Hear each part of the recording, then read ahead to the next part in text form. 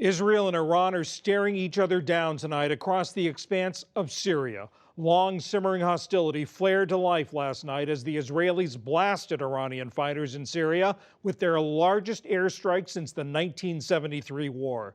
Israel says the Iranians started it with a rocket barrage. Special correspondent Jane Ferguson reports from Jerusalem. The bright dots and streaks in the sky, as shown in Syrian night vision and television video, tell the story of an overnight Mideast confrontation. The pictures purportedly show Israeli airstrikes against Iranian military targets. Damascus also claims they show Syrian air defenses intercepting those Israeli missiles. A spokesman for the Israeli Defense Forces said today they struck dozens of Iranian targets, not just around Damascus, but throughout the southern part of Syria. The Israeli military said the overnight operation was a response to rockets that they say Iranian forces fired first at Israeli military positions in the Golan Heights. The Israelis said most of the Iranian rockets either missed their mark or were intercepted. Israel's defense minister Avigdor Lieberman lauded his country's operation and put Iran on notice. We, of course, struck almost all the Iranian infrastructure in Syria, and they need to remember this arrogance of theirs. If we get rain, they'll get a flood. I hope that we ended this chapter and that everyone understood. In Jerusalem, Israeli Prime Minister Benjamin Netanyahu said Iran crossed a red line, and he warned Syrian President Bashar al-Assad as well.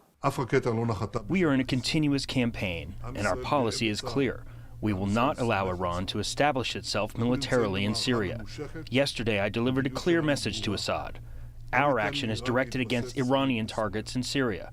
But if the Syrian army acts against us, we will act against it.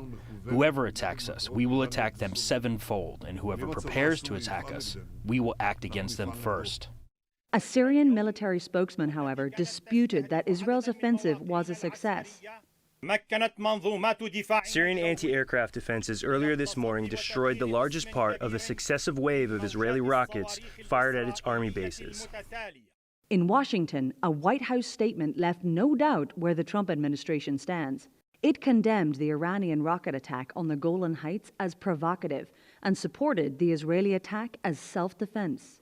Iran had vowed to respond to Israeli military strikes on Syria, but hadn't said when it would do so. Of course, what happened overnight came less than 2 days after the U.S. announced it was pulling out of Iran's nuclear deal with world powers, a step welcomed here in Israel amid hardening battle lines in the region. Other world leaders spent today trying to lower tensions. French President Emmanuel Macron.